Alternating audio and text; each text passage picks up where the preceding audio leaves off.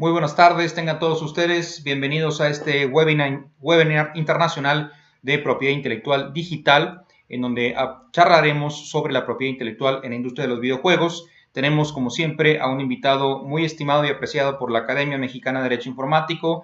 De hecho, él es consejero internacional de AMDI. Y bueno, me voy a permitir presentarlo brevemente. Su currículum es muy extenso, pero pues ahí se los comparto en pantalla para que lo tengamos todos visible. Wilson Rafael Ríos Ruiz es abogado de la Universidad del Externado de Colombia, especialista en propiedad intelectual y tecnologías de la información y comunicación, con estudios en propiedad intelectual y nuevas tecnologías en la Academia de la Organización Mundial de la Propiedad Intelectual, OMPE, en Ginebra, Suiza. Tiene cursos de formación y pasantía en derechos de autor y derechos conexos de la Copyright Office de los Estados Unidos de Norteamérica. Es profesor universitario en posgrados de varias universidades colombianas y en el exterior. Autor del libro Propiedad Intelectual en la Era de las Tecnologías de Información y Comunicación, TICS, coautor de los libros de Internet, Comercio Electrónico y Telecomunicaciones y Derecho de Internet y Telecomunicaciones. Es experto y conferencista para proyectos de formación y capacitación de la Organización Mundial de la Propiedad Intelectual, OMPI. Es miembro del Consejo Consultivo, orgullosamente, de la Academia Mexicana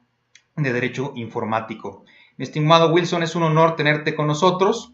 Y antes de darte el micrófono, me gustaría nada más hacer un breve anuncio parroquial para todos los invitados. Este webinar está siendo video grabado, por lo que cualquier pregunta que hagan a través del chat, a través de audio o a través de video, quedará grabado y no podrá ser removido posteriormente. Hacemos la advertencia solo para fines de tener su permiso y su consentimiento al momento de aceptar participar en este webinar y al momento de hacer preguntas, que podamos proceder de esta manera. Y bueno, adelante Wilson, muchísimas gracias y bienvenido. Muy buenas tardes, estimado Joel. Muy buenas tardes para todos los miembros de la Academia Mexicana de Derecho Informático y por supuesto para todos los ciberescuchas de este webinar que vamos a realizar en la tarde de hoy. Como lo mencionaba el licenciado Joel, vamos a hablar sobre el tema de propiedad intelectual en la industria de los videojuegos. Es sin duda un tema bastante interesante, bastante omnicomprensivo. Tiene un montón de aristas que nos van a llevar por varios temas de la propiedad intelectual, en particular sobre los temas de derechos de autor. De tal suerte que, sin más preámbulo, pues vamos a empezar. Vamos a encontrar en esta diapositiva pues los temas o eh, los puntos que vamos a desarrollar en el webinar. Básicamente vamos a hablar de los antecedentes de la industria de los videojuegos, vamos a hablar sobre el objeto de protección, que en realidad es un múltiple objeto en el tema de videojuegos, es un objeto de protección bastante amplio, o más bien son muchos los elementos que allí se ven inmersos en este tema, y vamos también a mirar algunos de esos elementos, como por ejemplo el guión, libreto o storyboard que podemos encontrar en el desarrollo de un videojuego. Vamos a mirar también el tema de las obras originales y de las obras derivadas. Vamos a ver cómo muchas veces un videojuego puede llevar a que exista o se cree con base en él una saga que puede dar origen a un libro o a una película o a la inversa, ¿no? Muchas veces hemos tenido películas que se han desarrollado, se han estrenado, se han pasado y posteriormente estas películas dan origen a que se haga un videojuego sobre las mismas. Vamos a ver algunos elementos sobre ese tema. Vamos a ver también el tema de algunas obras que están allí involucradas en el videojuego, obras musicales o lo que se puede denominar la banda sonora de ese videojuego, grabaciones de todo tipo, sonidos ambientes, efectos especiales, sonidos sonidos surround, en high definition, voces, efectos que por ejemplo se hagan con estas voces o voces off the record que pueden estar allí inmersas en el videojuego, y toda suerte de grabaciones que pueden cruzarse en el desarrollo del videojuego, ¿no? Vamos a ver ahorita más adelante cuando veamos juegos icónicos como el Pac-Man, que algunos de esos sonidos son muy representativos, casi que escuchando solo el sonido ya identificamos de qué videojuego se trata. Bien, vamos a mirar también el tema de los derechos conexos.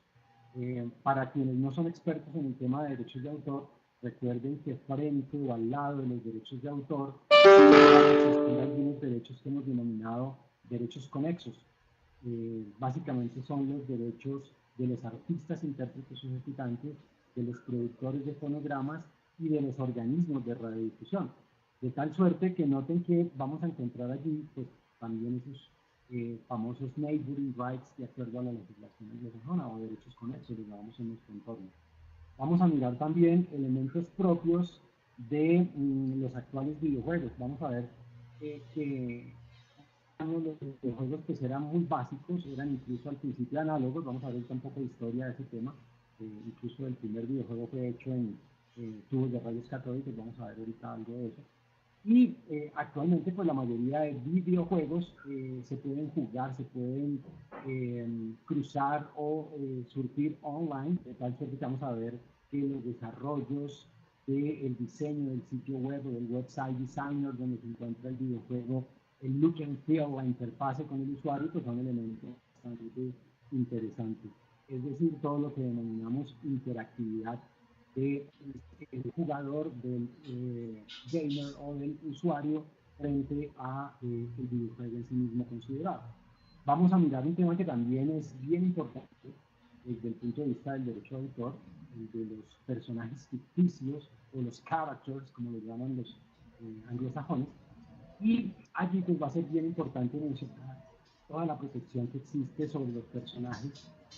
Por ejemplo, en México tienen una protección muy especial dada por el Fundautor, por el Instituto de Derechos de Autor, y pues casos tan célebres como el de Roberto Gómez Bolaños y la contienda jurídica que tuvo con María Antonieta de las Nieves, con el mismo Carlos Villagrán, en esta serie y personajes que creó Roberto Gómez Bolaños, Chespirito, de tal que vamos a mirar qué pasa con los caracteres o personajes ficticios. Miraremos también el tema de las obras audiovisuales, las fotografías, las imágenes de todo tipo en movimiento y fijas que pueden verse inmersas o utilizadas en un videojuego. Hologramas, realidad virtual, imágenes en 3 y 4D, tal porque son muchos los elementos que están inmersos allí en un videojuego. Software y bases de datos que manejan y controlan y que surten o le dan, digámoslo así, un insumo principal a un videojuego. Miraremos el tema también de la realidad virtual, por supuesto el de la realidad aumentada, que nos va a llevar a la postre a hablar de juegos tan icónicos como Pokémon Go y todo ese fenómeno que tuvimos el año pasado en las calles de todas las ciudades del mundo. Y miraremos, por supuesto, cómo se ha regulado el tema a nivel nacional en Latinoamérica y a nivel internacional en otras latitudes. Y al final, pues vamos a presentar algunas conclusiones para todos ustedes. Vamos a continuar entonces con la siguiente diapositiva que hace alusión a el tema, digámoslo así, histórico. Vamos a hacer un poco de paleontología alrededor de los videojuegos. En esta diapositiva ustedes ven que el primer videojuego, aunque la imagen que está allí no corresponde, la imagen es de un célebre juego que muchos adolescentes en los años 80 jugamos, que se llamaba Space Invaders, se llama Space Invaders. En mi país, en Colombia, por ejemplo, lo conocimos como Marcenitos. Y vamos a ver que la historia de los videojuegos, el origen de los videojuegos, nos llevan al año 1947, cuando se presenta la primera solicitud de patente en la oficina norteamericana, en la USPTO, y este videojuego es, como les mencionaba, hecho sobre tubos de rayos catódicos. Recuerden que estamos en 1947 y solo hasta 1948 se otorga la patente. Y en 1948, como muchos de ustedes recordarán, es Jack Kilby, que es ingeniero de la Texas Instruments, el que crea los famosos transistores y empieza todo el desarrollo de lo que conocemos como los circuitos. Noten que estos primeros videojuegos estaban hechos sobre rayos catódicos y por supuesto eran análogos, no eran digitales. Entonces es un muy buen referente, aunque ahorita vamos a mirar que tal vez el primer icono de videojuego fue ese famoso Space War, hecho en el año 1961 en el Massachusetts Institute, y ahorita miraremos un poco también de sus desarrollos. pero lo que quiero dejar sentado es que desde la década de los 40, en su segundo lustro, empiezan a desarrollarse o a darse desarrollos que hoy conocemos como ya la industria. Bien, los dos entonces creadores, Thomas Goldsmith y Estelle Ray, pues son los primeros iconos que podemos mencionar en la industria. Noten que al lado de los videojuegos pues surgen muchas herramientas de entretenimiento propias de los millennials o los adolescentes que para ese momento los utilizan. Cuando yo era adolescente, en la década de los 80, el gran reto que teníamos los adolescentes era resolver y armar ese famoso cubo de Rubik. Por eso ingeniero húngaro de Rubik. Y hoy en día pues vemos cosas como el spin-off, ¿no? Una suerte de retos que las nuevas generaciones tienen que enfrentar en estos materias. Es menester, y quiero pues con ello hacerle una mención muy especial, un homenaje a un hombre que sin duda marcó la época de los videojuegos y ha sido un hito en este particular. Me refiero al señor Toru Iwatani. Iwatani, ustedes lo recordarán, los que son fanáticos de los videojuegos, y vieron en el año 2015 esa película que se llama Pixel. Recordarán que allí sale el señor Iwatani. Pues el señor Iwatani fue quien desarrolló y creó ese famoso juego del Pac-Man que todos todavía hoy jugamos, ¿no? Entonces noten que la importancia de hombres como el señor Iwatani pues son bien importantes. Menciono o pongo en esta diapositiva un par de videojuegos que son muy importantes para mi generación, que fueron básicamente el Pac-Man, que ya lo hemos mencionado, y el Space Invaders, son marcianitos. Hoy en día pues tenemos unos juegos totalmente de vanguardia, totalmente tecnológicos, totalmente llevados al extremo de la tecnología. En los años 80 entrábamos a algunos locales comerciales o a antros o a cualquier clase de establecimiento a jugar estos videojuegos, y esta consola que ustedes ven en esta diapositiva era en la cual nos sentábamos a jugar en los años 80. Nos enfrentábamos a esa consola y pues terminaba uno volviéndose un experto, terminaba uno sabiendo la rutina que pedían los distintos elementos del videojuego, y terminaba uno toda una tarde sentado con un solo coin, una sola moneda, como un experto, y después terminaba usted volviéndose un máster en esta materia. Bien, otro icono de los videojuegos sin duda y que muchos de ustedes conocen y habrán jugado, en los 80 lo jugamos mucho, fue este denominado Tetris, que fue desarrollado en Rusia y que era es un videojuego excepcional y que da casi infinitas opciones para nunca terminar de llegar a los distintos mundos o distintas etapas. Básicamente estoy haciendo un recorrido nostálgico por lo que es la historia de los videojuegos. Noten entonces que hoy en día, uno mira esos rankings de los 25 mejores juegos de la historia, muchos de ellos están ahí mencionados y tal vez el Tetris es uno de ellos. De igual manera el Game Boy, ¿cierto? Y muchos de los que jugamos o todavía podemos enfrentarnos en la actualidad. Noten que el tema de los videojuegos ha sido objeto también de acciones legales en las cortes norteamericanas. Traigo de manera principal este ejemplo. Presento excusas si se sigue escuchando muy bajo, pero la verdad tengo el micrófono al máximo. No sé qué pasó porque en la prueba que hicimos, pues totalmente bien el sonido. No sé qué está sucediendo, pero lo tengo al máximo. Tendría que ponerme audífonos tal vez, pero no tengo sino audífonos para escuchar, no para hablar. Entonces, no sé, les pediría tal vez que suban un poco más el volumen de sus equipos, o trataré de hablar un poco más alto para ver si mejoramos el tema del sonido. Bien, les mencionaba un juego que sin duda ustedes conocen y han jugado, Super Mario Bros., el famoso Donkey Kong. Donkey Kong fue un juego muy icónico, esto además es un videojuego muy icónico, y muchos de ustedes recordarán,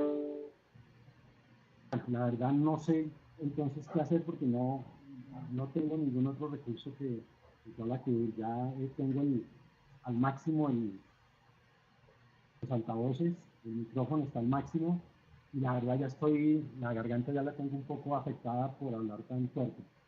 Entonces no sé, no sabría qué hacer.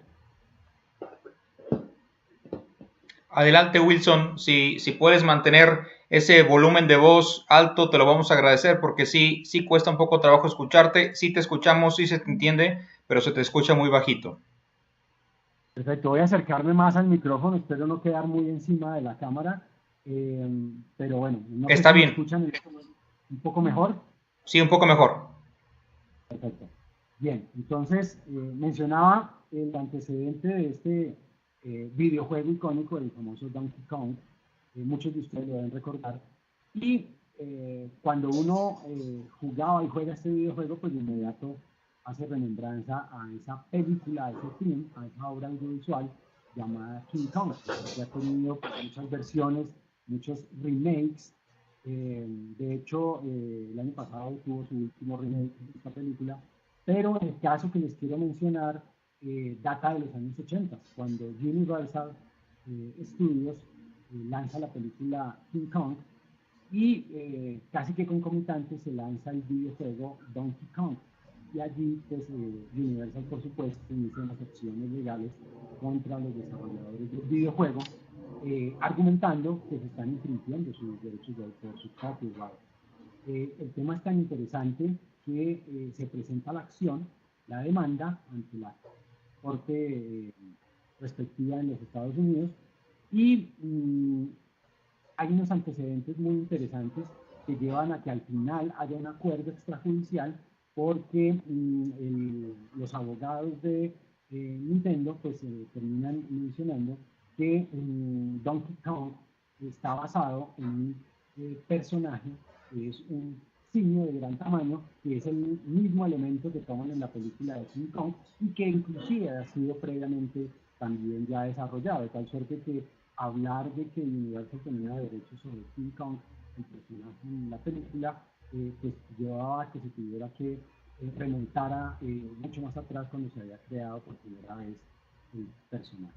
Entonces noten que allí vemos cómo el tema de los videojuegos eh, toma elementos de obras preexistentes, de creaciones preexistentes, en este caso de una obra audiovisual, y en gran medida el desarrollador del videojuego entonces puede vislumbrar que hay que tener en cuenta muchos elementos de propiedad intelectual que pueden verse inmersos en su desarrollo.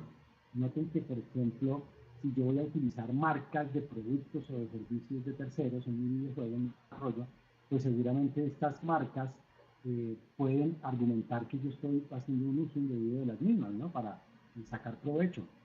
Pero muchas veces, por el contrario, en la industria de los videojuegos, estas marcas terminan pagando sumas cuantiosas por aparecer backstage o en el fondo, en el trasfondo de estos videojuegos. Entonces, no creo que hacen las películas, ¿no? Cuando uno ve en una película en el fondo una marca reconocida, una marca renombrada, pues terminamos viendo que hay algunos acuerdos para que se pueda utilizar la marca e incluso para que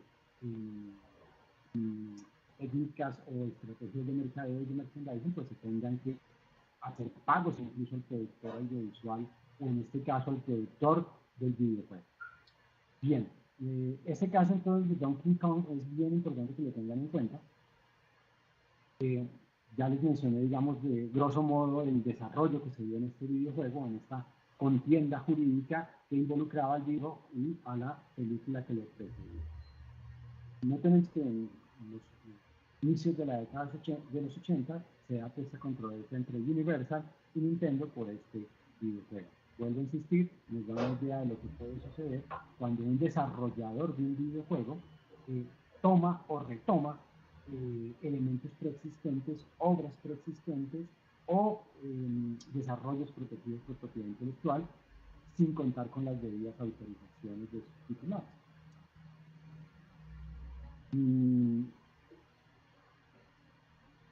esta diapositiva anterior también ustedes van a ver el caso mencionado, el caso de Star Wars versus Battlestar Galactica.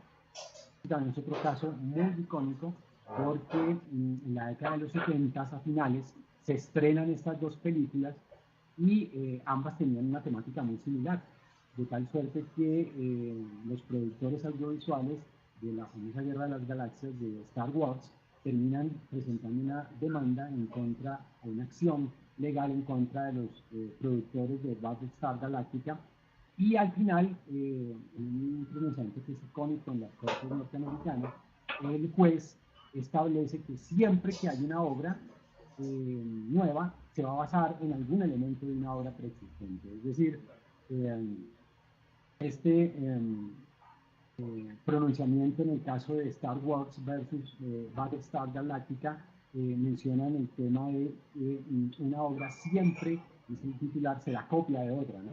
Es decir, se basará siempre en algunos elementos o retomará elementos de una preexistente.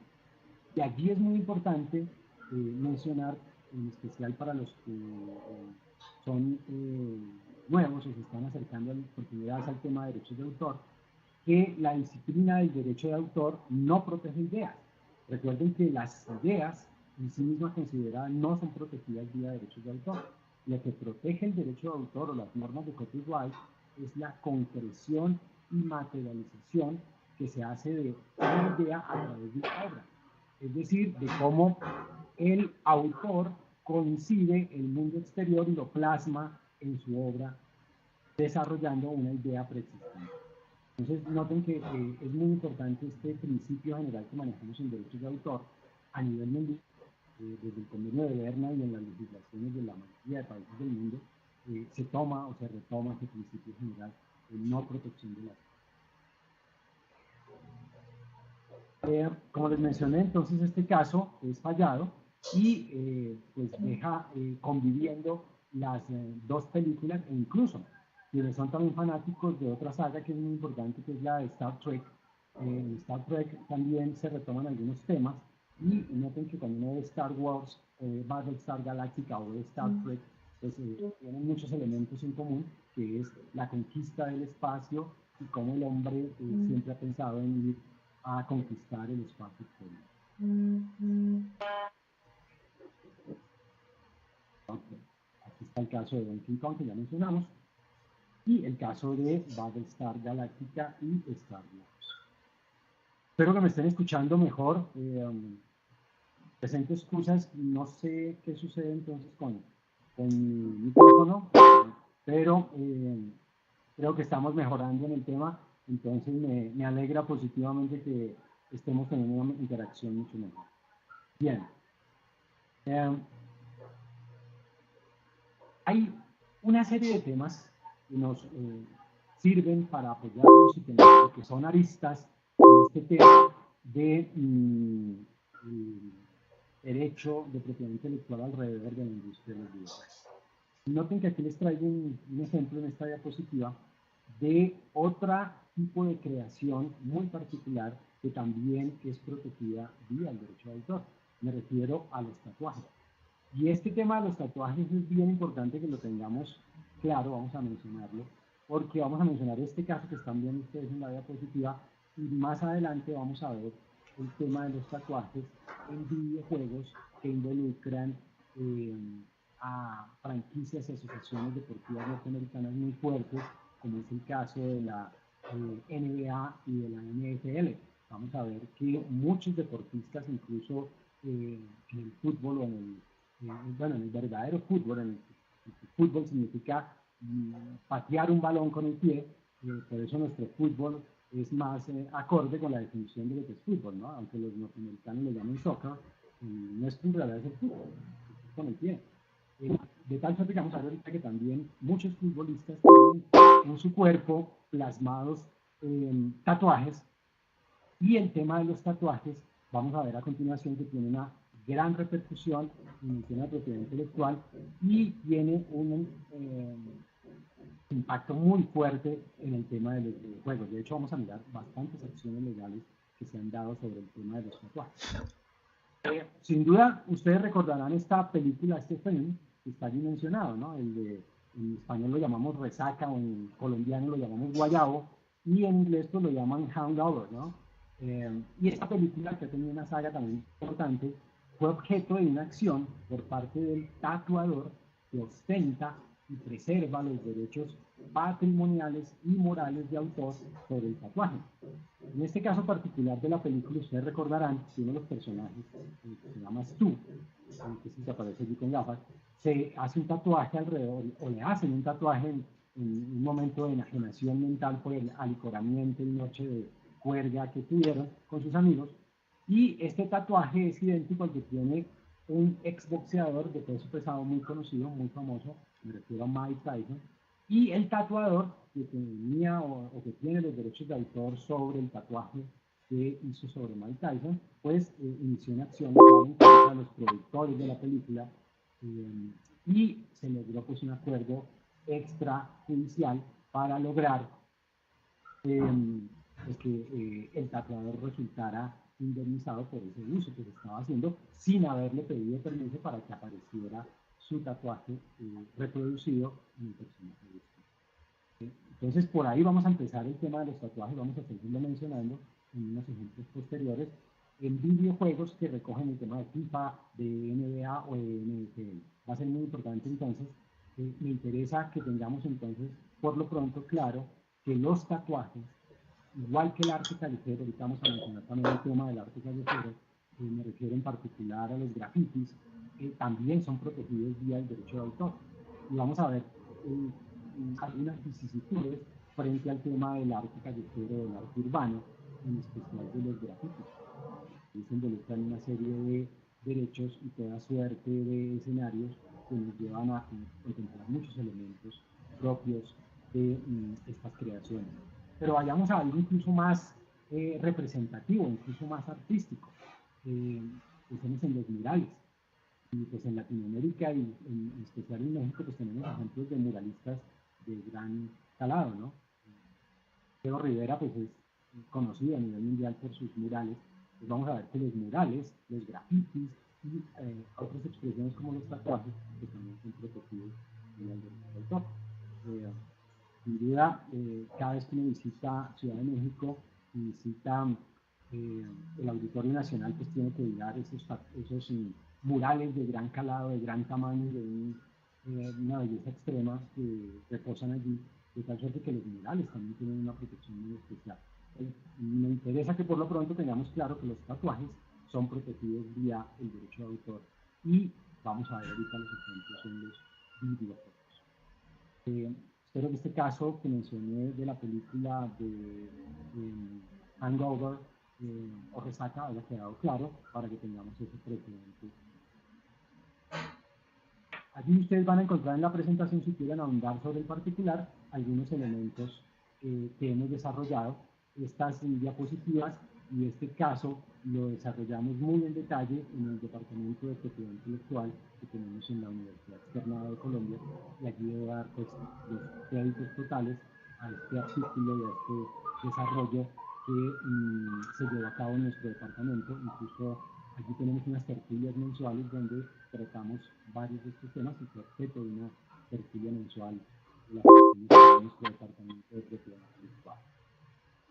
Vamos a ver, me preguntan en el chat, ¿quién ostenta esos derechos de autor? Pues en principio el tatuador es el que ostenta esos derechos de autor. Y noten que generalmente él se reserva los derechos de autor pese a que me haya tatuado en mi cuerpo o en alguna parte del ser. De tal suerte que muchas veces es importante tener claro, y vamos a verlo en la demanda que fueron objeto de los desarrolladores de videojuegos de la NBA, de cómo el desarrollador o el tatuador conserva esos derechos patrimoniales de autor y los morales, y generalmente cuando le hace el tatuaje a un jugador de estos famosos, vamos a ver, es un caso muy importante donde le fue a la NBA e involucró a dos jugadores que tal vez son íconos en este momento. Bueno, uno ya se acaba de retirar el año pasado, pero Kobe Bryant, y en este momento que sale LeBron James, dos grandes íconos del baloncesto mundial. De tal suerte que vamos a ver que pese a que el tatuaje es hecho en el cuerpo de cualquiera de nosotros, en este caso de estos jugadores, pues los derechos patrimoniales de autor los sigue conservando el tatuador. Pasa como con las obras de arte. Recuerden que en el tema de las obras de arte, por ejemplo, en las obras de Frida Kahlo, en las obras de Diego Rivera o de cualquiera de los pintores plásticos o famosos que tenemos en el mundo, pues ellos ostentan esos derechos patrimoniales, pese a que el cuadro que involucra el derecho sea comprado o adquirido por un tercero, por un coleccionista. Noten que si yo voy a una exposición de arte de un maestro, sea conocido o desconocido, yo compro ese cuadro en una subasta, por ejemplo, o lo compro directamente al artista, yo me hago dueño del soporte material que contiene la obra artística, pero los derechos patrimoniales siguen en cabeza de ese artista, de tal suerte que noten que, por ejemplo, el derecho de comunicación pública o de exhibición en galerías, pues lo sigue ostentando el artista. Noten entonces que ese punto también es bien importante y en materia de los tatuajes es claro e importante tenerlo. Wilson, ahí. Sí, si me permites hacer una pregunta. Por supuesto, Joel, adelante. En materia de derechos de autor, estoy seguro que tanto Colombia como México tienen la figura de obra por encargo. Si tú llegas con un tatuador y dices, aquí te tengo un diseño que yo hice, yo soy bueno dibujando, pero no sé tatuar ni me voy a tatuar a mí mismo, quiero que me hagas este diseño y me lo pongas en el pecho, en la cara, en el cuerpo, en el lugar que quieras de tu cuerpo. ¿Qué pasa en ese momento? ¿Quién tiene la titularidad de los derechos? ¿Se podría considerar la existencia o la presencia de una obra por encargo con el tatuador? Buena pregunta, Joel. Y gracias por formularla porque me permiten ahondar un poco más en el tema. Miren que tanto en la legislación mexicana como en la legislación de todos los países de Latinoamérica, incluyendo Colombia, todas basadas en el convenio de Berna, tenemos la figura de la obra hecha por encargo o a medida. Es lo que en la legislación norteamericana, desde la famosa Copyright Act del año 76, se denomina las Work Made for Hire, es decir, las obras hechas por encargo o por alquiler. De tal suerte que la mayoría de legislaciones, incluyendo la mexicana, la colombiana y todas las latinoamericanas, tienen una figura que crea una presunción de que cuando yo le encargo una obra a un tercero y le pago por elaborarla y le menciono, le doy la guía, la bitácora de cómo hacer esa obra, la ley presume y crea una ficción de que yo me hago de inmediato dueño o titular de esos derechos patrimoniales. Noten que hasta ahí parecería pacífico el tema, pero en la industria de los tatuajes, de los tatuadores, ellos dejan claro que se reservan esos derechos y que ellos los conservan. En el ejemplo particular que tú mencionas, Joel, nota que tú llevas el diseño, tú ya has creado la obra y simplemente le dices, mire, yo ya hice la obra, es mía, y simplemente le estoy pidiendo que usted, que es hábil y tiene la experticia para realizarme un tatuaje, me la plasme en mi cuerpo. Pero noten que allí estamos frente a lo que se llama también obra derivada, ¿verdad? Es decir, hay una obra preexistente, la que yo he hecho, por ejemplo, en un dibujo, y la llevo donde el tatuador. Entonces, vamos a verlo ahorita en detalle en la acción de esta compañía de tatuajes en contra de la NBA, cómo ellos se reservan esos derechos. Y noten que alguien estrictamente legalista diría, bueno, yo cuando vaya a ver el tatuador le voy a hacer suscribir un documento donde me transfiera esos derechos, donde yo quede tranquilo como titular, y pues muy seguramente el tatuador se va a resistir a suscribir ese documento o va a parecerle exótico o raro que alguien le exija ese documento. Y durante el tatuador, en los casos y en la experiencia que tenemos en litigios de este caso, generalmente se niega y dice, bueno, yo le hago el tatuaje, yo no le firmo ningún documento. De tal suerte que noten que a la postre va a ser bastante difícil poder tener ese consentimiento, esa aceptación, esa cesión total de derechos del tatuador en favor de quien se hace el tatuaje. Wilson, ¿qué pasa? ¿Qué pasa si la persona tatuada, la persona que recibe y paga el tatuaje, es una figura pública que continuamente está saliendo en fotografías, los paparazzis lo persiguen, salen obras de teatro, sale en televisión, sale en cine, de tal manera que ese tatuaje se va a estar viendo el resto de la vida del actor? ¿Tendría que llegar a un acuerdo particular con el tatuador para que le permitiera ese tipo de puesta de exposición al público, si lo pudiéramos decir de esa manera? De acuerdo, Joel, pero nos estamos adelantando un poco al caso que quería mencionar más Te adelante. dejo que sigas. Pero no, te agradezco porque efectivamente, miren lo siguiente, hoy en día, es decir, hace unos años, cuando uno veía una transmisión de un juego de baloncesto, de un juego de fútbol americano, de fútbol nuestro, pues la imagen podría ser incluso un poco tergiversada, no se llegaba al detalle que hoy en día tenemos con las imágenes en alta definición, ¿no? Cuando uno ve un partido donde actúa, por ejemplo, Ronaldo, me refiero a Cristiano Ronaldo, o Lionel Messi, o cualquier jugador de nuestros equipos latinoamericanos, es tan fiel y tan cercana la toma y la transmisión que uno alcanza a ver el tatuaje que tiene Lionel Messi en la rodilla, alcanza a ver los tatuajes que tiene Cristiano Ronaldo, alcanza a ver uno totalmente los tatuajes que tiene cualquier jugador del equipo nacional mexicano o del equipo nacional colombiano, de tal suerte que hoy en día es más trascendental ese tema de si hay que obtener o no el asentimiento o una licencia de uso por parte de quien se hace ese tatuaje, por parte del tatuador. Pero eso lo vamos a mirar, a mencionar ahorita que veamos el caso de la NBA y de estos dos basquetbolistas que mencioné, porque en efecto allí la decisión de la Corte fue dejar a salvo los derechos del tatuador. Incluso ellos tienen un sindicato que aglutina, ustedes saben que en Estados Unidos existen esas uniones que aglutinan a toda clase de titulares, ¿no? En materia de escritores, por ejemplo, existe la Unión Nacional de Escritores, o en materia de industria del entretenimiento, pues está la RIA, la Recording Industry Association of America, está pues también que aglutina a los titulares de derechos de autor, las sociedades de gestión que existen en los Estados Unidos, las tres, BMI, CISAC y SCAP, de tal suerte que es muy importante ese tema y lo vamos a ver entonces más en detalle en este caso. Permítame entonces, voy a continuar con la presentación y vamos a entrarnos en este tema con mi Aquí está.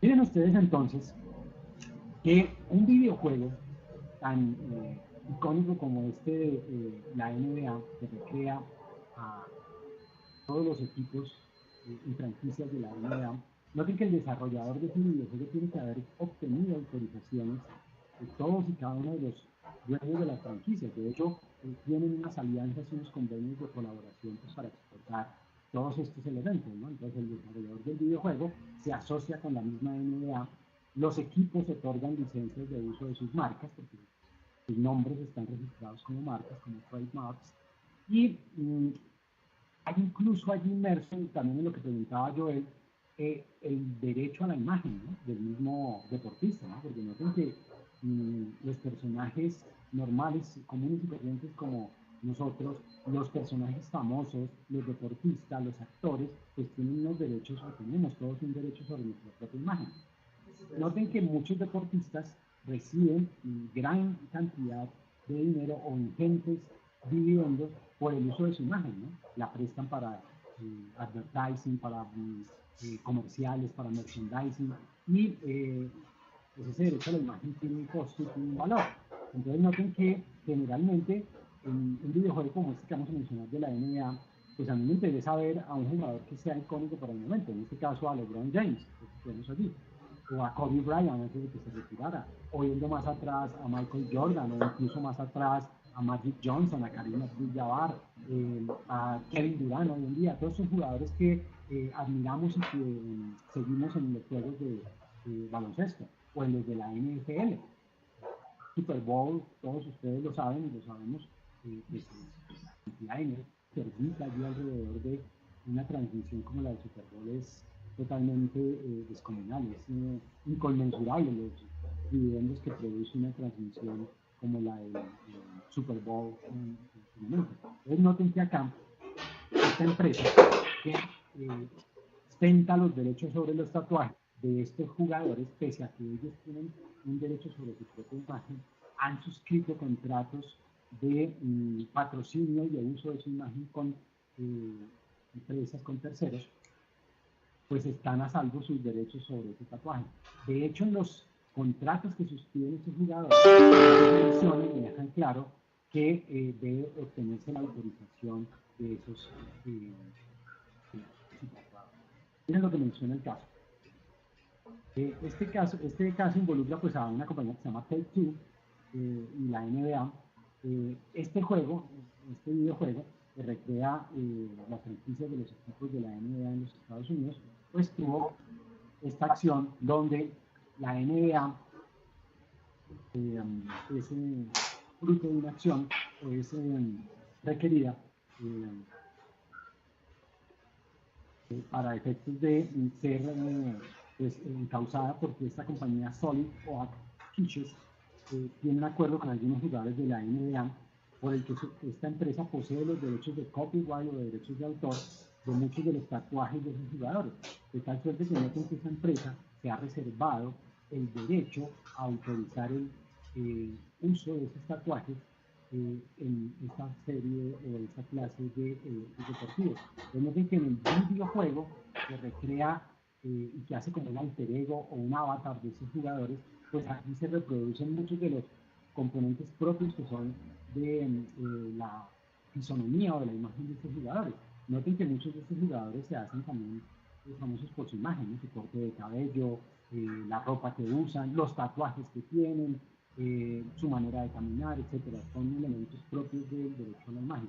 Entonces, este caso es muy importante porque es uno de los más sonados. Existen muchos, pero tal vez este es el más recreado en el mundo de la propiedad intelectual porque llevó a que pues, se tuviera que pagar una suma bastante importante por los desarrolladores del videojuego a esta compañía, a Solid Oak Sketches, que es la que ostenta y tiene esos derechos de autor o copyright sobre los tatuajes que lucen o que ostentan en su cuerpo estos jugadores.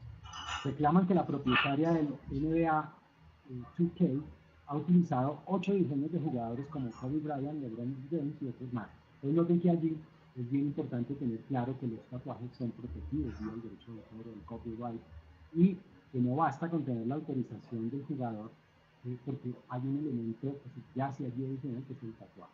Entonces noten que esta acción fue bien importante y volviendo a lo que mencionaba Joel, pues tendríamos que haber suscrito o tendría que el jugador haber suscrito con el tatuador un contrato de obra hecha por encargo para que le transfiriera los derechos patrimoniales de ese tatuaje. Y seguramente el tatuaje tiene un costo, pero si yo le voy a pedir al tatuador que me transfiera sus derechos, el tatuador me va a decir, bueno, ya el tatuaje no vale tantos dólares, sino vale 3 ceros más en ese rubro, en ese valor que me están cobrando. Y no sé que caso fue muy importante porque involucró a la industria de los videojuegos, a franquicias tan importantes como deportivas como la NBA y los derechos de imagen de estos deportistas pues bastante reconocidos. Y esta compañía, Solid Oak Sketches, pues recibió una suma bastante cuantiosa, bastante jugosa por permitir que esos tatuajes estuviesen allí inmersos en el videojuego que era desarrollado por una empresa. O sea que puede sonar ridículo, los jugadores conocen este contrato con Solid Oak y Take-Two también, pero simplemente optó por ignorarlo. Es decir, los jugadores a veces tampoco son conscientes de que el tatuaje que se están haciendo tiene unos derechos de autor y que cuando ellos autorizan el uso de su imagen, no recuerdan que hay un tatuaje inmerso que también debe ser autorizado. Entonces noten que este caso fue evidente. Propietarios del NBA 2K recibieron una oferta de Solid Oak Sketches para que les pagasen 1.2 millones de dólares por el uso de los tatuajes, pero parece que todo esto se resolvió pues, en un acuerdo extrajudicial, que generalmente como tienen cláusula de confidencialidad, no se sabe cuánto fue la suma que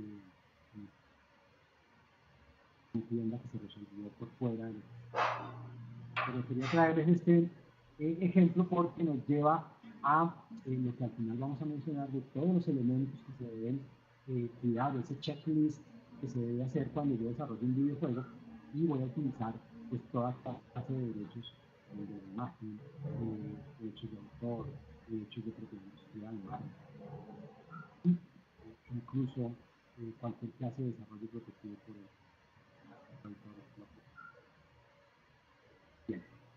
Bien, vamos a mirar.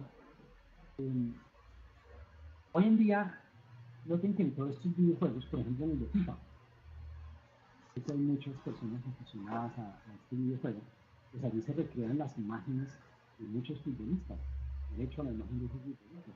Pero muchas veces ese derecho a la imagen, el jugador también se lo ha entregado a una administración e incluso se lo ha cedido al club en el cual milita. Entonces, noten que allí es también bien importante que ese due diligence o ese estudio de la documentación que haga el departamento legal de la empresa desarrolladora de videojuegos tome en cuenta y pida revisar todos esos documentos e indague por todas esas minucias que parecieran menores, pero que al final resultan siendo la diferencia entre si después de que yo lanzo mi videojuego tengo o voy a recibir algunas acciones legales, un número de titulares que están eliminados. Más adelante vamos a mencionar un caso también donde Diego Armando Maradona, el jugador también icónico de Argentina, inicia una acción contra unos desarrolladores de videojuegos japoneses, no por utilizar su imagen actual, sino la imagen de él cuando jugó en el Fútbol Club Barcelona, cuando estaba mucho más joven, y se inicia la acción por parte del abogado de Maradona, mencionarlo más adelante, y el desarrollador del videojuego responde, no, yo ya tengo la autorización del Fútbol Club Barcelona, del Barcelona. Y Maradona dice, no, yo no autoricé el uso de mi imagen y adicionalmente se está tomando la imagen de cuando yo era joven. Y ahorita vamos a ver ese caso también, porque es un juego, un videojuego, donde usted como gamer, como jugador, puede armar el equipo de sus sueños o su Dream Team con jugadores actuales o con jugadores de antaño, con jugadores que jugaron antaño en el fútbol mundial. Yo podría, por ejemplo, en este momento armar mi equipo ideal con un jugador tan icónico en México como, por ejemplo, Hugo Sánchez. Ya retirado, pero podría traerlo a involucrarlo en mi videojuego. O podría traer a que haga parte de mi alineación Exxon Arantes de Nacimiento Pelé, o que juegue Johan Cruyff, o que juegue, como en este caso, Maradona, o se combine con jugadores actuales. Ahorita vamos a ver también ese caso. Pero noten que este de PlayStation, donde está inmerso la imagen de un jugador tan importante como lo es Lionel Messi en el momento, pues también conlleva el tener que tener claro por el desarrollador del videojuego todos los derechos de imagen que ello conlleva. Noten que muchas veces el desarrollador suscribe el acuerdo o el contrato o la licencia con el mismo jugador, pero resulta que los derechos de su imagen no los tiene, los ostenta el jugador, como los tiene un tercero, su manager, su representante o el club en el cual él milita. Entonces es muy importante mirar ese punto porque a veces se puede tener el contrato suscrito, pero resulta que los derechos o la totalidad de esos derechos no los tiene el mismo jugador. Puede suceder que el jugador tiene los derechos para prestar su imagen en todo tipo de usos, excepto, por ejemplo, los del entorno digital o los del escenario digital. Entonces, noten que aunque el jugador ha preservado el administrar su derecho de imagen, por ejemplo, para aparecer en comerciales, para publicitarias, puede que no los tenga para efectos de uso en Internet o en el entorno digital, de tal suerte que todos sabemos que hoy el escenario en el que se mueve la industria de los videojuegos pues, es evidentemente online.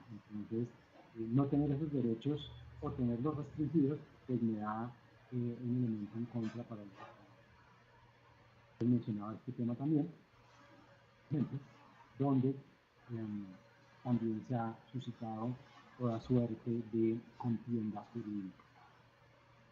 Quiero llegar también a este otro ejemplo, que lo tomo también del sitio web de nuestro Departamento de Propiedad Intelectual de la Universidad Externa de Colombia.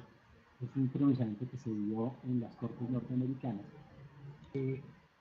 Noten que hasta este momento de este pronunciamiento, hace un par de años, se reconocían derechos sobre personajes ficticios o characters que animaran, digamos, o replicaran un ser humano. Y en este pronunciamiento es la primera vez que se le da un derecho como personaje ficticio a un ser inanimado. Refiero al famoso batimóvil o al vehículo que conduce y maneja, al coche que conduce y maneja Batman. Entonces, en este pronunciamiento se le dieron por primera vez, se declaró como un personaje ficticio al famoso Batimóvil. De tal suerte que si alguien va a utilizar el Batimóvil en una serie de televisión, en una serie en plataformas over the top como Netflix o streaming como Netflix o cualquier otro, o lo va a utilizar en una película o en un videojuego, pues tendrá que tener la autorización del titular que ostente esos derechos, en este caso de ese character, que es el trailer de Batimóvil. Pero podemos pensar en muchos más. Ustedes seguramente recordarán un videojuego muy conocido años que se llamaba Lara Croft, Tomb Raider, ¿cierto? Que luego se hizo una película que protagonizó Angelina Jolie. Que a veces el videojuego sale primero, luego hacen un videojuego, surge una obra derivada, en este caso una película, una obra audiovisual, o a la inversa. Puede lanzarse una película y luego surge un spin-off o una saga o una secuela o precuela desarrollada a través de un videojuego. Entonces noten que allí es muy importante tener claro que hay unos derechos de propiedad intelectual que están allí latentes y que hay que tener en cuenta por parte del desarrollo jurídico. Voy a pasar un poco rápido porque creo que ya... ¿Cuánto tiempo nos queda, mi estimado Joel? ¿Qué tengas de preguntas? Pues está planeada, Wilson, para una duración entre 1 hora y 1 hora y media. Ah, bueno, entonces vamos bien, ¿verdad? Vamos bien, sí. Perfecto, bien. Entonces, es muy importante, insisto en este ejemplo del Batimóvil, porque noten que, aunque los characters o personajes ficticios desde siempre han sido reconocidos en las legislaciones como la norteamericana o en la figura especial que tienen en México, en Colombia, por ejemplo, los personajes ficticios no son protegidos vía derechos de autor, como tal. Se protege el dibujo o la obra donde está el personaje, más no el personaje en sí mismo considerado. Me explico. Pensamos, por ejemplo, en un personaje tan icónico como un carácter tan icónico como James Bond, agente secreto al servicio de su majestad, donde ha sido personificado a lo largo de su historia por muchos actores, ¿verdad? Es decir, actores que ostentan un derecho conexo sobre su actuación e interpretación. Y esos derechos pues los tiene Ian Fleming y Ivor Joffrey, ¿no? Entonces sabemos que Ian Fleming, en este caso sus herederos, ostentan los derechos sobre ese personaje ficticio. De tal suerte que cuando se hace cada saga, cada película, independientemente de qué actor lo personifique, desde interpretaba a James Bond, ¿no? Desde George Lazenby, pasando por Sean Connery, pasando por el fallecido Roger Moore, pasando por el mismo Pierce Brosnan, ¿cierto? Por el actual 007 que está personificando a ese agente secreto en este momento, pues son muchos los actores que lo han encarnado, de tal suerte que allí es bien importante tener claro que una persona ostenta los derechos por el personaje y otra persona es la que lo encarna, lo personifica y también ostenta y tiene unos derechos como artista, intérprete o ejecutante, es decir, unos derechos conexos sobre su interpretación. Otro de los que personificó en algún momento, que fue muy efímero, fue Timothy Dalton, ¿no? Pero recuerdan que Timothy Dalton, este actor inglés también, personificó en algún momento o encarnó a 007. El único australiano que lo ha personificado pues, fue George Lazenby, que fue uno de los primeros que personificó personaje. Entonces, cuando se utilice, por ejemplo, el nombre o la imagen de 007 en una película o en un videojuego, pues habrá que tener la autorización de eso. Y yo voy a hacer un videojuego donde voy a utilizar un personaje como el Chapulín Colorado o como el Chavo del Ocho, pues voy a tener que tener la autorización de los herederos en este momento de Roberto Gómez Bolaños, ¿verdad? Entonces, el hijo de Roberto Gómez Bolaños o de la viuda de Roberto Gómez Bolaños, ¿cierto? Entonces voy a tener que tener esas autorizaciones de esos titulares de derechos de esos personajes cuando son preexistentes y los incorporan videojuegos. Las bandas sonoras. Muchas veces los desarrolladores de videojuegos que nos consultan nos dicen, bueno, usted nos ha mencionado que si la obra está en dominio público, es decir, si el término de protección de la obra ya se inició, no tengo que pedir autorización. Entonces, mire, yo utilicé en mi videojuego como banda sonora algunos fragmentos de piezas clásicas de Bach, de Beethoven, de Mozart. Entonces la pregunta obligada que me la hace es, bueno, perfecto, hasta ahí estamos bien. No tiene que pedir la autorización a nadie. pero ¿qué interpretación utilizó? Entonces le dicen a uno, pues de la quinta sinfonía de Beethoven utilicé la interpretación que hace la Orquesta Filarmónica de Londres. Perfecto. No hay que pedirle permiso ni autorización a Beethoven o sus herederos porque la obra ya entró en dominio público, pero sí al artista, intérprete o ejecutante, que en este caso es la Orquesta Filarmónica de Londres, por la interpretación que hace de la quinta de las cuatro estaciones de Vivaldi, de cualquier obra clásica que ya esté en dominio público, porque allí no hay unos derechos de autor porque ya están en dominio público, pero sí hay un derecho de artista, intérprete o ejecutante sobre ese tercero que ejecuta la música. Entonces noten que cuando se involucra música preexistente en un videojuego, pues hay que obtener la autorización por parte de las sociedades de autores. Y adicionalmente, aparte del derecho de comunicación pública, hay que tener la autorización sobre un derecho que se denomina derecho de sincronización, que es cuando un archivo musical se sincroniza con imágenes y se hace un videoclip o se utiliza en una obra audiovisual, o en este caso, bueno. Entonces noten que a veces, pese a que la obra en sí misma considerada está en dominio público, hay unos derechos no de autor, sino sobre el derecho conexo sobre el artista, intérprete, ejecutante, o incluso sobre el mismo productor de fonogramas. Y resulta que esa banda sonora que yo estoy tomando es interpretada por la Orquesta Filarmónica de Londres de una grabación cuyos derechos los ostenta la casa disquera o productora fonográfica Warner Music o Sony Music, ¿cierto? O Universal Music, cualquiera de estas hoy en día existen. Entonces, noten que todos esos elementos de propiedad intelectual son muy importantes tenerlos en cuenta cuando estamos en el campo de la industria del desarrollo del videojuego.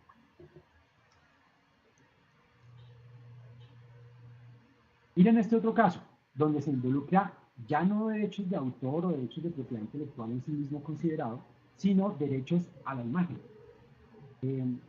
Estos videojuegos, esta saga, Call of Duty, tal vez muchos de ustedes la conocen, esta saga, Call of Duty, es bastante conocida y ha involucrado personajes eh, como este que vemos en esta imagen. Un ex dictador de Angola, angolano, y los herederos de este ex dictador pues iniciaron acciones en contra del desarrollador de videojuegos por utilizar el derecho de imagen de padre, su predecesor. De tal suerte que noten que allí no es un tema de derechos de propiedad intelectual, sino es un tema de uso de derecho a la imagen. Uno de estos casos se ha producido recientemente con motivo de la aparición del ex rebelde angoleño Jonas Savimbi en el videojuego Call of Duty. Entonces se inició una acción por los herederos de esta persona en contra del desarrollador del videojuego y pues también se logró allí pues digamos un acuerdo extrajudicial porque se alegó que se estaba haciendo uso de la imagen de esta persona sin contar. También ustedes seguramente recordarán al personaje que aparece en esta imagen, el ex dictador panameño Manuel Antonio Noriega. También apareció en uno de esos episodios de Call of Duty y los herederos, una vez falleció Noriega, llamaron derechos sobre la imagen de este ex dictador panameño. Y eso me hace tener que mencionar también un caso que ha sido muy mencionado en los últimos tiempos, que involucra a un tristemente célebre personaje de mi país, colombiano. Considero a los narcotraficantes, fenómeno que aqueja tanto a todos los países de Latinoamérica, a México, a Colombia, nos sigue aquejando. Pablo Escobar.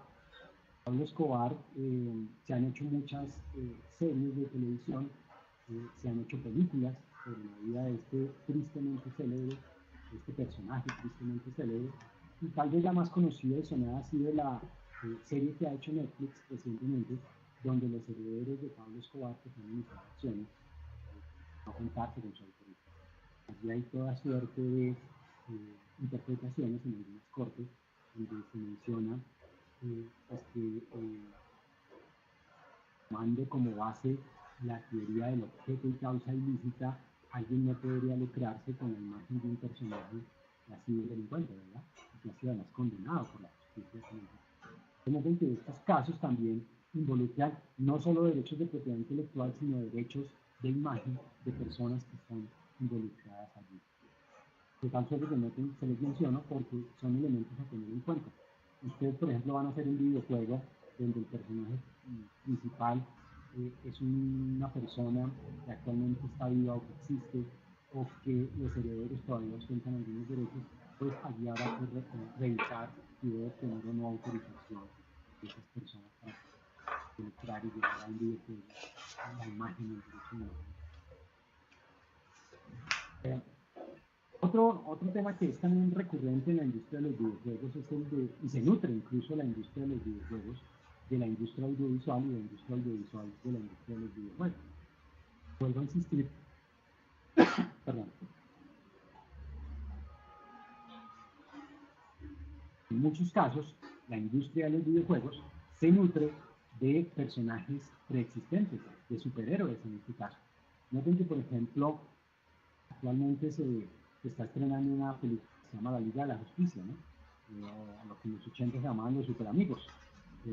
Noten entonces que allí pues hay que tener unas licencias globales de uso por el productor audiovisual o el productor del desarrollador del videojuego, sobre todo y cada uno de esos personajes que están allí inmersos, porque muchos esos derechos los ostenta una sola compañía, pero puede que los 10 personajes, los 10 characters que se están utilizando, 7 les tiene una compañía, pero hay 3 que los sustentan de manera aislada a otros titulares. Hay que tener sendas autorizaciones o autorización de cada uno de ellos para poder utilizarlo, involucrarlo en ese desarrollo.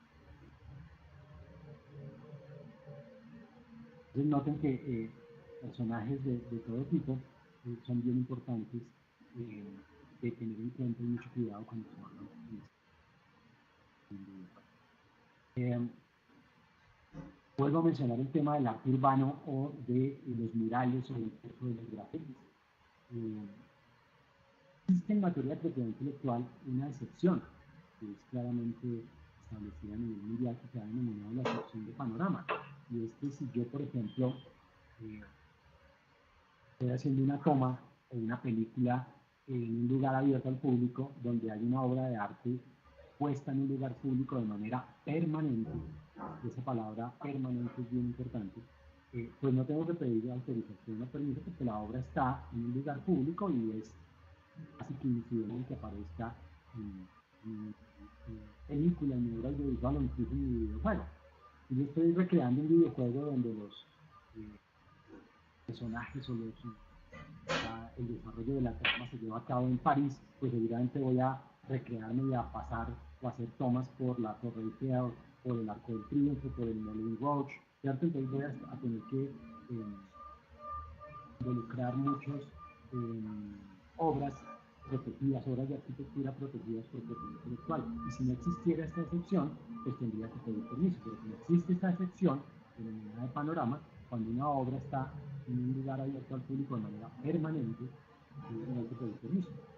Sin embargo, muchos de ustedes habrán visto también recientemente que si usted va a hacer uso comercial de imágenes o de fotografías, no de la Torre Eiffel, sino de la iluminación nocturna que está protegida también por propiedad intelectual de la Torre Eiffel, pues tiene que contar con una autorización del titular de esa coreografía lumínica que involucra cada hora, en horas de la noche, a la Torre Eiffel. Entonces noten que allí la excepción de panorama no es suficiente porque hay una protección adicional, no sobre la Torre Eiffel como tal o el mismo considerada, sino sobre la coreografía lumínica o iluminación, el juego de luces que cada hora aparece en la Torre Eiffel. Que son elementos muy importantes. Sucedió también con un actor, con un artista plástico colombiano, el maestro Fernando Botero. Él hizo unas exposiciones itinerantes, una de ellas en Francia, en los Campos Elíseos, y las obras estuvieron allí exhibidas por 2 o 3 meses, por el verano. Y algunos fotógrafos y documentalistas elaboraron algunos trabajos y hubo pues acciones por parte de los representantes del maestro Botero. Cuando argumentaron en su defensa la excepción de panorama, se tuvo en cuenta ese elemento que les resalté hace unos minutos atrás. esa excepción de panorama sobre una obra situada en un lugar público se da siempre y cuando la obra esté de manera permanente allí. En este caso, pues era una exposición itinerante y las obras no estaban allí de manera permanente. Vemos, por ejemplo, en que en una plaza, en un square, hay un busto en bronce o una estatua de algún personaje representativo de alguno de nuestros países. Pues esa obra artística, esa escultura, está protegida por derechos de autor, pero al estar de manera permanente exhibida en esa plaza, en ese lugar, pues está inmersa la sección de panorama. Pero si la exposición es itinerante y la escultura no está allí de manera permanente sino temporal, pues allí la excepción no queda porque se exige por la excepción que la permanencia sea, que la obra esté allí de manera permanente. No sé si soy claro con ese ejemplo. Entonces noten que el arte callejero, los murales y el arte urbano, pues a veces no tienen vocación de permanencia. Pensemos en esa controversia que surge cuando, por ejemplo, yo como grafitero, como persona que hace arte callejero, pinto en una pared un bien inmueble, un bien raíz, de casa, un lote puro, pinto una de mis obras. Y al cabo de 6 meses o un año o un tiempo, el dueño de ese inmueble decide demoler el inmueble porque va a construir otro o porque lo vendió, pues yo no puedo ponerme en principio a que defienden la pared porque tengo unos derechos patrimoniales de autor, ¿verdad? Y allí pues es bien complejo el tema porque se han dado en los estados judiciales bastante opciones. Ustedes en México, refiriéndome al caso particular mexicano, seguramente recuerdan esa acción que hace muchos años inició Diego Rivera en contra de Rockefeller Center, cuando él hace este mural tan famoso en Rockefeller Center en New York. Y luego de eso hay una controversia entre sus herederos con Diego Rivera, y el mural es finalmente es tumbado. Entonces, Diego Rivera inició unas acciones y que mostró cómo el artista que hace, por ejemplo, en este caso un mural, tiene también los derechos en Colombia, por ejemplo, tuvimos unos casos recientes, en la ciudad de Medellín, donde en un centro comercial se le encargó al artista que hiciera un mural, el artista hace un mural, le pagan por hacer un mural, es una obra hecha por encargo, y en algún momento el dueño del inmueble decide, 20 minutos tenemos entonces ya para terminar. El artista suscribe un contrato de cesión de sus derechos y el dueño de este centro comercial, de este shopping center, de este mall, luego con el tiempo decide no hacerle mantenimiento al mural y encuentra más fácil tumbarlo. Entonces el artista inicia acciones no por el derecho patrimonial que había cedido, sino por su derecho moral de integridad de la obra. Y en una decisión muy importante que se dio recientemente, el año pasado, dada por la Dirección Nacional de Derechos de Autor de Colombia, este artista pues obtiene una indemnización por infracción de sus derechos morales de integridad de la obra. Noten que el tema de los murales, de los grafitis, del arte callejero, del arte urbano, también es bien importante. Y sobre todo porque puede suceder que en un videojuego yo recree algún lugar icónico de una ciudad. Estamos en una capital latinoamericana, tenemos sitios muy icónicos en Buenos Aires, en Montevideo, en Asunción, en La Paz, en Lima, en Quito, en Bogotá, en Caracas, en Ciudad de México, de tal suerte que van a haber sitios icónicos que si yo los recreo en ese videojuego, pues seguramente voy a tener precaución de que atrás no aparezca un graffiti o un mural donde luego me vayan a hacer alguna reclamación por haberlas indemnizado. Esta película también ya se las mencioné, protagonizada por Adam Sandler, en 2015, la recordarán. Y allí, pues, vimos al creador del Pac-Man. Recuerdan que cuando empiezan a luchar contra estos videojuegos que toman vida y llegan a la Tierra a atacarnos, pues llaman precisamente al creador del videojuego del Pac-Man y pues una aparición bastante significativa en la película. Bien, Quiero detenerme en algo ya más aterrizado e importante, y es la cantidad de dinero, de dividendos que produce a nivel mundial la industria de los videojuegos. Es indudable que Latinoamérica se ha convertido en un lugar propicio para el desarrollo de la industria de los videojuegos. Recientemente en Paraguay se hizo un evento muy importante en América, donde se trajo a colación todo el tema de la industria de los videojuegos. Y hace un par de años también estuvimos en la República de Paraguay en un evento que se llamó Narandité, Industrias Creativas, y tratamos todo el tema de protección de los desarrollos de apps o aplicaciones y de los videojuegos. Y le damos con tan beneplácito como la industria de los videojuegos en Latinoamérica ha tenido un despegue bastante importante. Les traigo algunas cifras de los desarrollos que hemos tenido, por ejemplo, a nivel Colombia. Colombia, en México y en general en Latinoamérica tenemos mucho talento en el desarrollo de videojuegos. El año pasado estuve yo en Guatemala, también en un evento organizado por la Organización Mundial de Propiedad Intelectual, y habían allí también una serie de artistas y de creadores bastante importante para la industria creativa, y se veía como las cifras son bien dicientes. Muchas de ellas o muchos de nuestros talentos que se involucran en compañías extranjeras explotan con bastante y con bastante aprovechamiento pues su talento, y lo van a producir de una manera bien importante.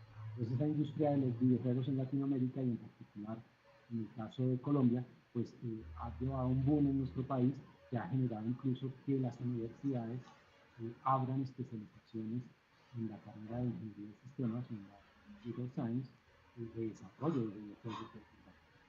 Por eso que hoy en día las cifras son bastante amplias, y los desarrollos pues son bien distintos. Por ejemplo, según cifras de la Universidad de los Andes, en Colombia, Bogotá, la industria nacional facturó 2 millones de dólares en aplicaciones y videojuegos, que a su vez fueron comercializados en Estados Unidos, México y Canadá. Noten que los países latinoamericanos se han vuelto creadores y desarrolladores de aplicaciones y de videojuegos, pero también consumidores en gran medida de estos.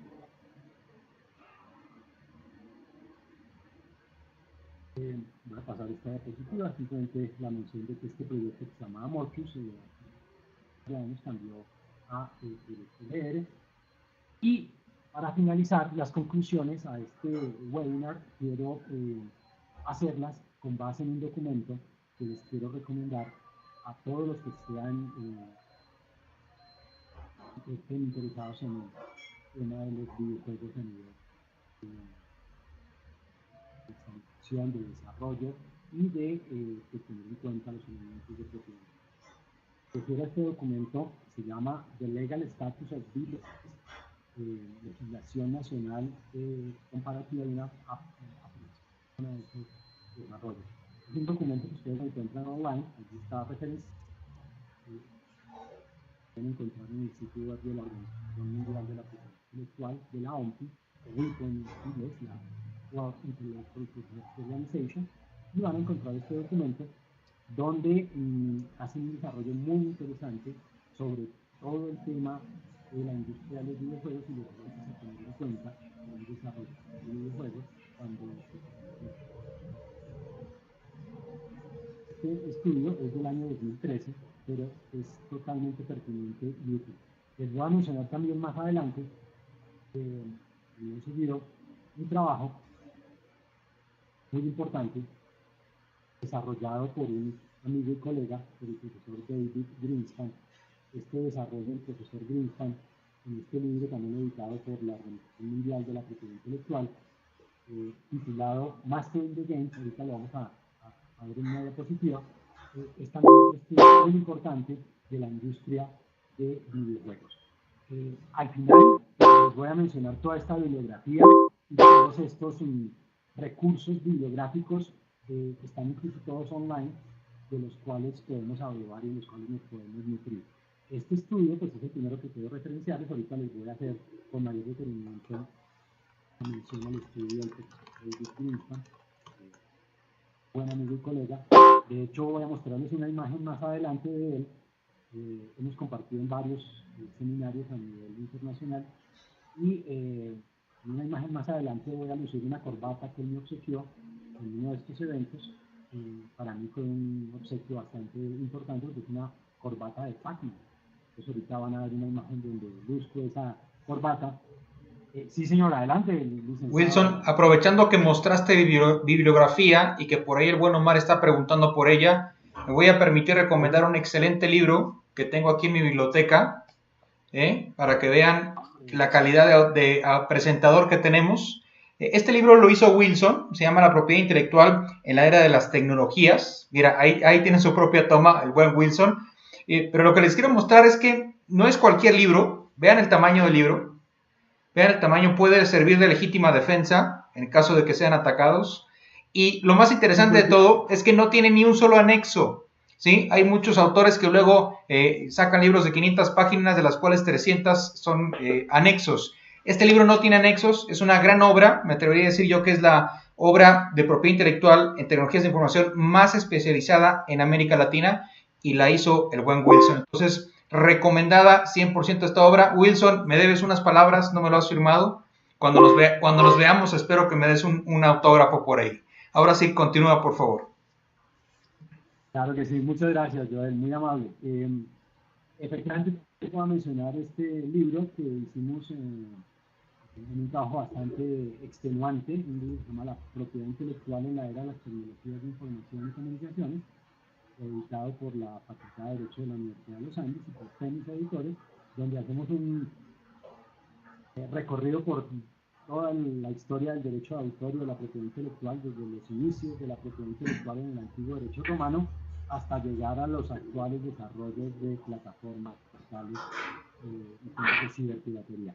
Pero más adelante, al final, voy a mencionarles también entonces mi libro, voy a mencionarles el trabajo del profesor David Greenspan, pero por lo pronto me interesa que tengan este trabajo, este documento desarrollado por la OMPI, que es tal vez uno de los documentos más importantes. Es decir, cualquier desarrollador de videojuegos debe tener este documento como documento de cabecera para resolver cualquier duda en materia de propiedad intelectual. Este documento, disculpen que creo que volvimos a tener problemas de audio. Este documento lo encuentran ustedes entonces en versión online en el sitio web de la Organización Mundial de la Propiedad Intelectual. Allí lo tienen referenciado, lo van a tener en la presentación y me sirve para entonces entrar a la recta final de esta presentación. Les mencioné en la primera diapositiva el tema de historia del desarrollo de video. Mencionábamos el año 1947 como la primera patente que se presenta, se otorga en el 48, pero en este documento, por ejemplo, nos hablan de cuando hacen algo de historia de la industria de los videojuegos, nos mencionan el año 1961 y nos mencionan que tal vez el primer videojuego ya de la era digital, porque es que mencionamos del 47 y 1948, es análogo, es sobre tubo de rayos catódicos, ánodo y cátodo, y aquí nos referencian el primer videojuego ya de la era digital. En 1961 se llamó Space War y fue creado por unos estudiantes del Massachusetts Institute of Technology y es tal vez la primera asomo que tenemos de un videojuego ya en la era digital. De tal suerte que este documento lo recomiendo mucho para que lo tengan totalmente en cuenta para su bibliografía. Este documento entonces hace alusión, quiero terminar con ello, una presentación, a todos los elementos protegibles vía derecho de autor que están inmersos en un videojuego y que es muy importante, o algunos tips a tener en cuenta por los desarrolladores de videojuegos en tratándose de derechos de propiedad intelectual. Noten que en un videojuego vamos a encontrar entonces elementos de audio muy importantes que hacen parte integral del videojuego, que hacen parte de su estructura central, y me refiero, por ejemplo, a composiciones musicales, a obras musicales. a grabaciones sonoras. Ya lo mencionamos con el ejemplo de las obras que están en dominio público. Y se utiliza la interpretación de una orquesta como la Orquesta Filarmónica de Londres o la Orquesta Filarmónica de Ciudad de México. Entonces, noten aquí el tema de esos derechos que están inmersos, es bien importante tenerlo en cuenta. Otros elementos de audio que son importantes y también mencionamos al inicio son el de las voces. Miren ustedes que, por ejemplo, en México es un país donde se ha especializado en hacer doblajes de películas, particularmente de películas en idioma inglés, y hacer el doblaje para muchos países latinoamericanos. En Colombia también nos hemos dedicado a tener una industria muy importante en la traducción o doblaje de estas películas. Entonces las voces que se hacen originales por cada personaje también están protegidas y muchas veces si yo las voy a involucrar en una obra posterior, en este caso en un videojuego, pues voy a tener que contar con la autorización previa y expresa del titular de esos derechos, ¿verdad? Efectos de sonido, efectos especiales, ¿cierto? Es también muy importante tener en cuenta que muchos de esos efectos que son hechos y son protegibles y a propiedad intelectual, muchos incluso de esos efectos especiales, sonoros o no, son hechos a través de programas de computador, es decir, son obras hechas por sistemas de inteligencia artificial y por sistemas expertos, de tal suerte que allí hay obras creadas por ordenador donde pues tendré que tener también la autorización previa y expresa del titular de esos derechos sobre ese software que utilizo para hacer esos efectos especiales. Sonidos ambiente, toda clase de sonidos que recreen o que puedan dar ambientación al videojuego, pues también requerirán en algunos casos obtener autorización. Existen también elementos de video que yo involucro, digamos, lo de una vez en el videojuego, la gran mayoría, una porción muy grande de obras preexistentes o de desarrollos nuevos son en obras audiovisuales, en un videojuego. Nos ayuda a tener que utilizar imágenes fijas o en movimiento, fotografías, utilizar prácticas de video, imágenes digitales, animación, textos, de tal suerte que todos esos elementos, si están o utilizo obras preexistentes, pues tendré que contar con la autorización previa y expresa de esos titulares. Ya mencionamos también el tema de los programas de ordenador que utilice, código que utilice el código fuente o el código objeto, o en general el desarrollo de un software que yo utilizo, he obtenido una licencia legítima para hacer mi desarrollo, ¿verdad? La mayoría de industria audiovisual hoy en día o del entretenimiento utiliza herramientas de software muy sofisticadas, muy robustas, pero generalmente hay que tener unas licencias de uso sobre esos desarrollos. Entonces noten que allí es muy importante tener esas licencias sobre ese software que me va a permitir hacer recrear toda clase de imágenes, ¿no? Hoy en día la mayoría de imágenes que se ven en las películas son creadas por el computador. Ya no se necesitan miles de extras para recrear una batalla, sino que a través de programas de computación y de integración pues, se pueden recrear y crear todo tipo de escenas en una película o para un videojuego. De hecho, en el videojuego más sofisticados y de total vanguardia en estos momentos cuando miramos un videojuego. Noten entonces que en la industria desarrolladora de videojuegos va a ser muy importante tener en cuenta que si utilizo elementos o obras existentes, por mayúsculas o mínimas que puedan resultar en la autorización, si la autorización es incidental, si es mayoritaria, si es efímera, pues voy a tener que contar con la autorización de esos terceros titulares de esos derechos de propiedad intelectual. Va a ser muy importante también para el desarrollador de videojuegos contar con una cadena de contratos que suscriba con todo el equipo que él va a requerir de personas o de infraestructura humana y tecnológica que va a tener a su servicio para desarrollar su videojuego.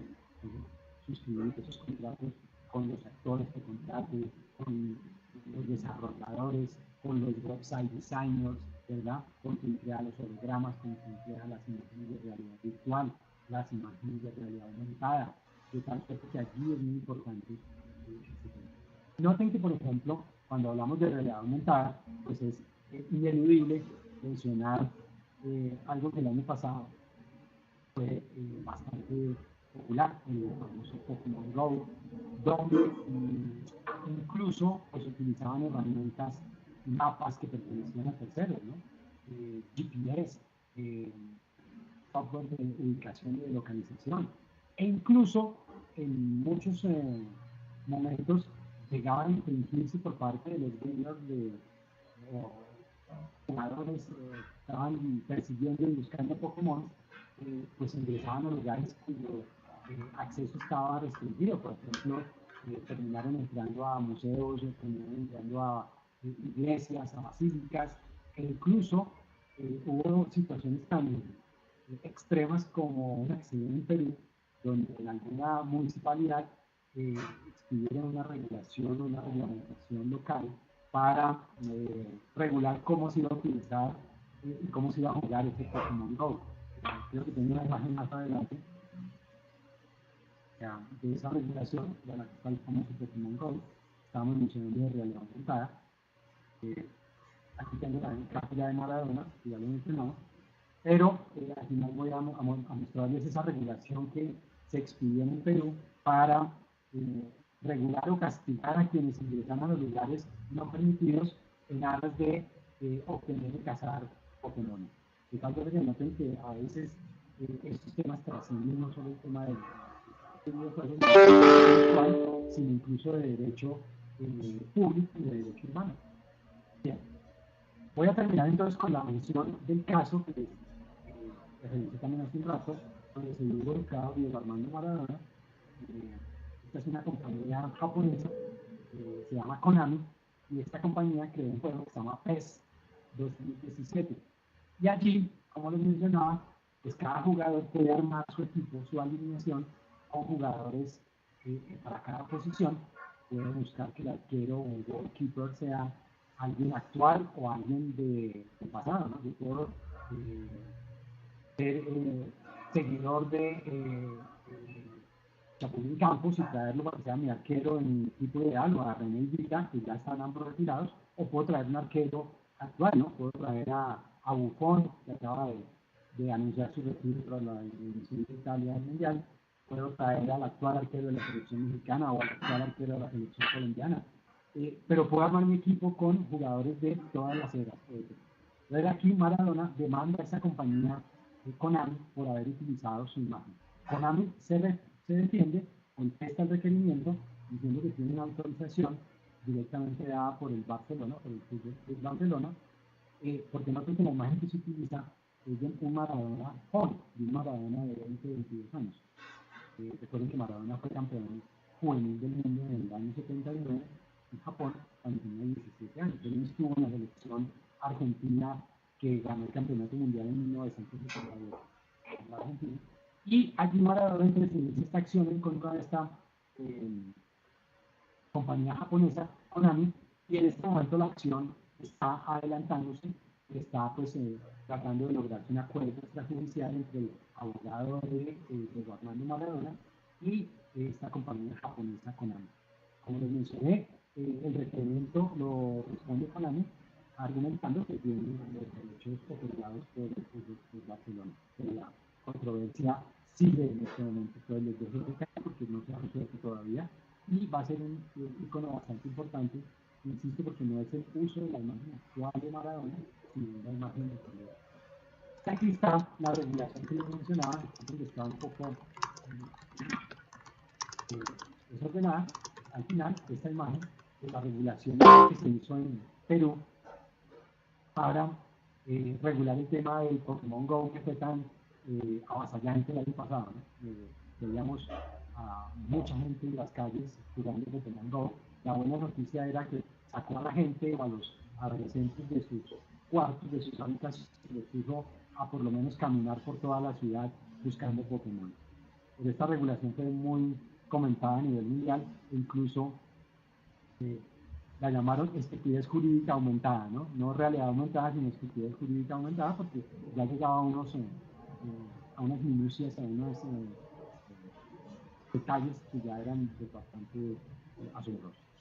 Bien, como lo dice allí Joel, vamos dando final a este webinar y voy a quedar presto a sus preguntas para resolverlas y termino entonces con la mención del trabajo de mi buen amigo y colega, el profesor David Greenspan, que se llama Videojuegos, Industria Mundial y Perspectiva, que es el trabajo que les reseñé, trabajo que lo encuentran impreso, como lo tengo yo, chequeado por David y autografiado por él, pero lo encuentran en versión online en el sitio web de la Organización Mundial de Propiedad Intelectual como Mastering the Games, Business and Legal Issues for Video Games Development.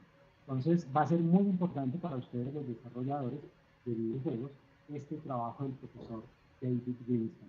Pueden buscarlo en la red, en cualquier buscador que ustedes prefieran, en Google, en Bing, en Baidu, en lo que ustedes quieran, por David Greenspan, Video Games, les van a encontrar el trabajo del profesor Greenspan, que también se lo recomiendo mucho en el documento OMPI del año 2003.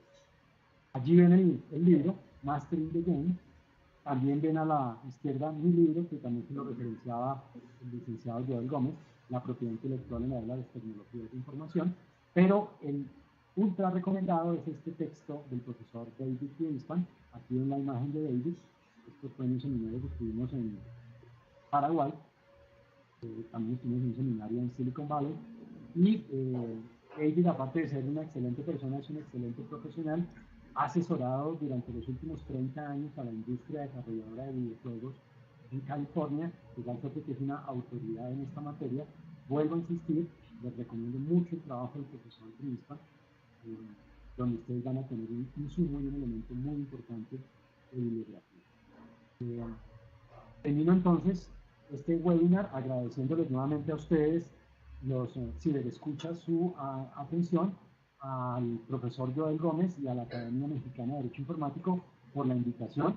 Y termino luciendo mi corbata Pac-Man, no me la puse hoy, iba a mencionárselas acá, y es uno de mis elementos más preciados cada vez que voy a dictar una conferencia sobre videogames, que llevo mi corbata de Pac-Man.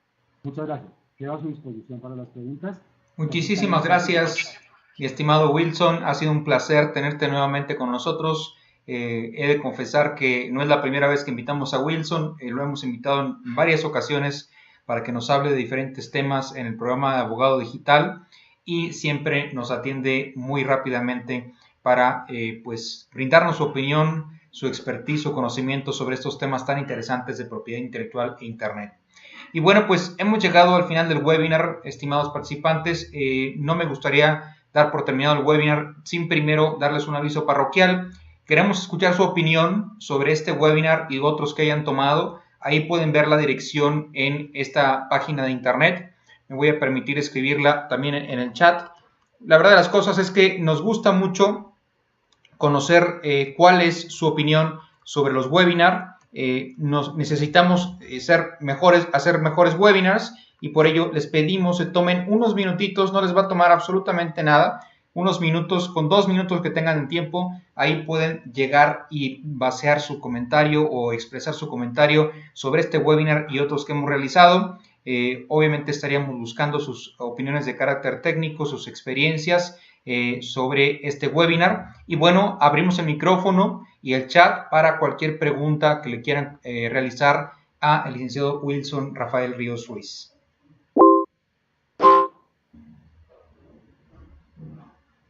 Muchas gracias, Omar.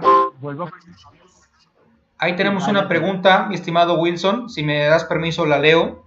En caso de que una empresa privada patrocine el jersey de un equipo de fútbol, los videojuegos, al reproducir ese jersey en un videojuego, FIFA por ejemplo, ¿lo puede hacer libremente o se requiere un consentimiento por parte de la empresa privada titular de la marca? Excelente pregunta porque lo mencionábamos de manera tangencial en la presentación, pero noten que, por ejemplo, hay muchas marcas, por ejemplo, de aerolíneas. Hablemos de equipos de fútbol que muchos de nosotros en Latinoamérica seguimos. El Real Madrid, la publicidad o el patrocinador de este equipo, pues es una compañía aérea muy conocida y esta compañía pues paga millones de dólares por aparecer allí en la camiseta o en el jersey de este equipo. Y por supuesto, si alguien va a utilizar, por ejemplo, en un videojuego, en FIFA, se va a utilizar la camiseta oficial de este equipo, pues va a tener que tener una licencia de uso por parte de esta aerolínea para involucrarla allí. Por eso ustedes van a ver que muchas veces en los videojuegos, en estos de FIFA, por ejemplo, aparecen las camisetas, los jerseys, pero aparece tergiversado o tapado o con otra anunciante para no tener, porque no se ha logrado un acuerdo con el titular de esa marca. Pero la pregunta es totalmente pertinente porque en efecto la respuesta sería sí se requiere por parte del desarrollador de videojuegos tener la autorización no solo del equipo sino del patrocinador de ese equipo para llevarlo y utilizarlo en el video. Muchísimas gracias, Héctor, por tu pregunta. ¿Alguien más que desea hacer alguna pregunta o comentario a Wilson? Aprovechemos que todavía tenemos algunos minutitos.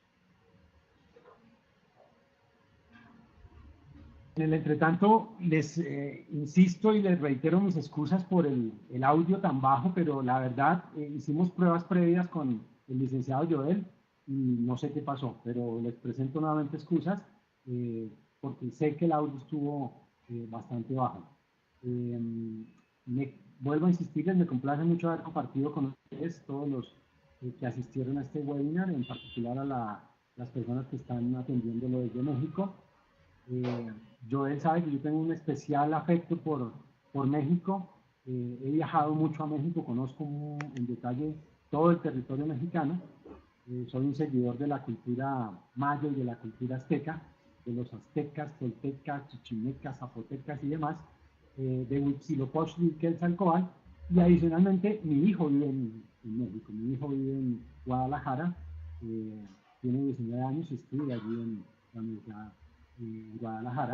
De tal suerte que tengo un afecto especial por México y sigo a disposición de ustedes en este webinar para cualquier pregunta. Muchísimas gracias a todos. Wilson, me consta que hicimos pruebas de audio y funcionaron perfectamente bien, y tiempo después no sé qué sucedió y las cosas cambiaron, pero de todas maneras creo que con el audio hasta arriba todos te escuchamos y te entendimos bien. De todas maneras, este audio ha quedado grabado y será publicado entre hoy y mañana en nuestras redes sociales para quienes busquen dar algún repaso o invitar a otros compañeros que no pudieron asistir a que lo vean, para que puedan escuchar nuevamente a el licenciado Wilson Rafael Ríos Ruiz. No me resta sino despedirme y agradecerles a todos los participantes que nos acompañan, no solo de varias partes de México, sino también de otros países. Tenemos por ahí gente de Venezuela, gente de Colombia, desde luego, gente de Argentina y de otros países del mundo que el día de hoy se unieron a este webinar. Wilson, te reitero mi más cordial agradecimiento. Por favor, salúdame mucho a Jenny y espero que se la pasen muy bien. Estamos en contacto y gracias a todos por su atención. Muy amables. No se pierdan nuestros próximos webinars. La próxima semana tenemos uno muy interesante sobre protección de datos personales en una reestructura corporativa por parte de la licenciada Laura Montes, que también nos acompaña en esta ocasión. Muchísimas gracias a todos. Nos vemos la próxima semana. Hasta pronto.